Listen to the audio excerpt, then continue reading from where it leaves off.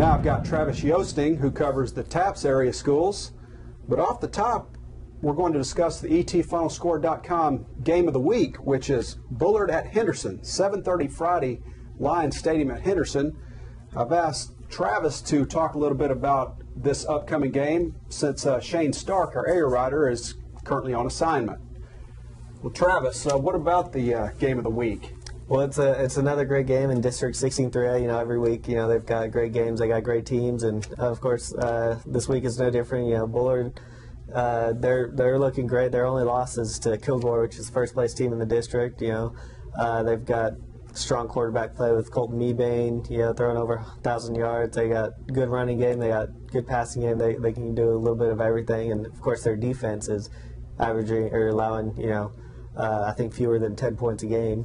Very impressive. And their defense is going to be very motivated after that, giving up as many points as they did to Chapel Hill last week. Right. But then on the other side, Henderson, you know, they've only lost once in District 2. You know, they've to Gilmer. Right, to Gilmore, and you know, they've been rotating in quarterbacks. You know, it'll be interesting to see what they go with. They've got Patrick Brown, who's more of a runner. They've got Jansen Moore, more of a passer, and then also they've got a solid running game with their running back Wright, who's got close to 600 yards on the year, and it should be another fantastic game out of 16-3. It could go down to the wire. And just touching on the 16-3A standings, we have Gilmer 6-1, 3-0, Kilgore 6-0, 3-0. I mean, it's a tremendous district. That's right. Henderson 4-3, 2-1. Bullard 6-1, 2-1. A lot was talked about in preseason about how good this district was going to be, and that's pretty good. Yeah, they're definitely living up to the billing. You know, they've only had a few losses outside of district, and you look at Kilgore, they have to be one of the favorites in the entire classification to, you know, win it all. And of course, you can't overlook Gilmer, you can't overlook Bullard, you can't overlook anyone in that district. Yeah. And one more thing about our game of the week. Henderson's got a coach, Dickie Meeks, who's been doing it at a high level for a long time, and then Bullard's coach, who I think he's in his third year, just done an incredible job of turning the Panthers around in short order. Right, and really all the coaches in that district have done a great job, you know.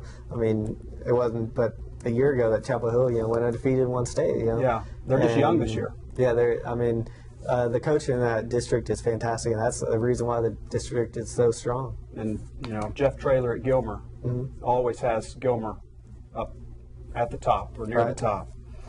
And that's our ETFinalScore.com game of the week.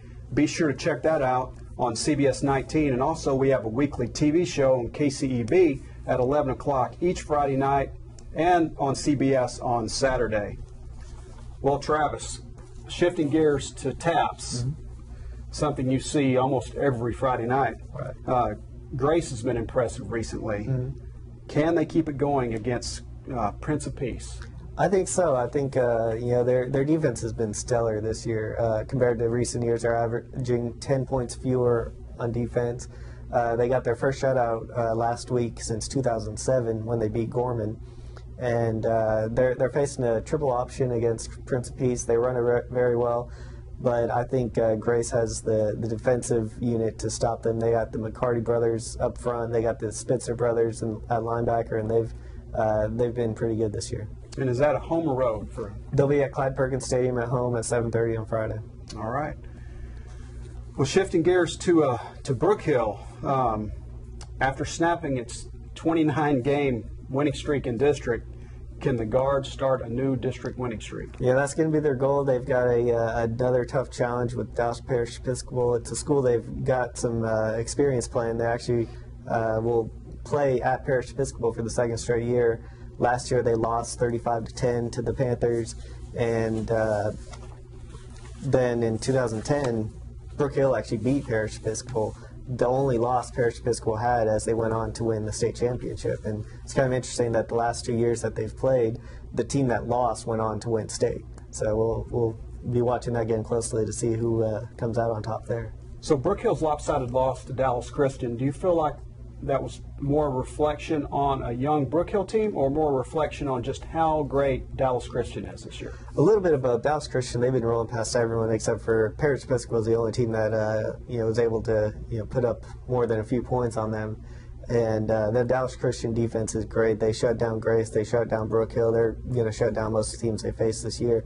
They're one of the favorites to win Division II state title.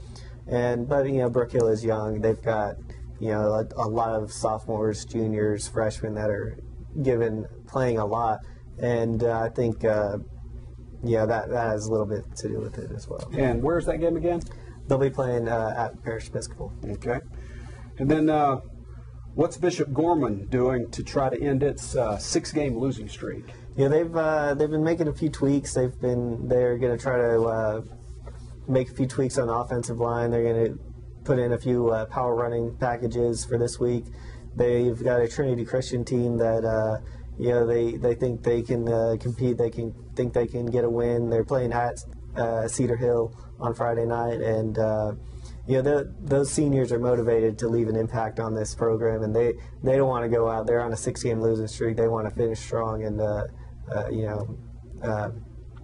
make a mark and leave an impression for the younger guys to keep improving under that first-year coach. All right, now All Saints, the Trojans have to be happy about playing at home again this week, right? Right. They've only had 2 home games all year so far this year, and they will be a little. They won't know what to expect almost from a home game. Finally, they haven't been at home since I think 2 weeks ago. They had back-to-back home games, and they'll be definitely excited to get back home. Right.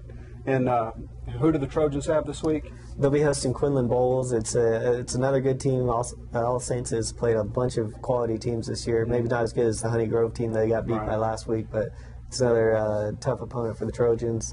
But they've been improving throughout the year, and I expect them to give a good fight. Now this independent schedule, I guess you'd call it, is what All Saints is playing. Right. It's kind of a tough deal to try to do, isn't it?